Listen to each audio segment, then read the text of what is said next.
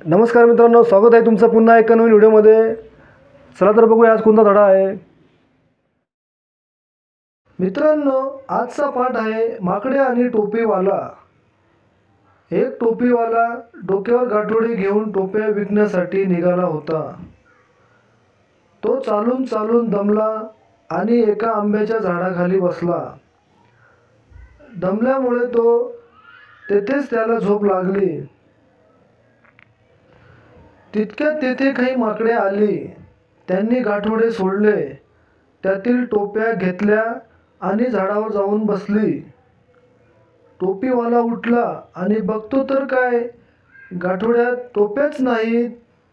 टोपीवाला विचार करू लागला। त्याला झाडावर माकडे दिसली, त्यांच्या डोक्यावर टोप्या होत्या। टोपीवाल्याने माकडांना भीती दाखवली, परंतु माकडे हुशार। माकडांनी टोपीवाल्याला भीती दाखवली। टोपीवाला घाबरला। टोपीवाल्याने माकडांवर दगड फेकले, तर मग काय, माकडांनी झाडावरील कैऱ्या तोडून टोपीवाल्यावर फेकल्या।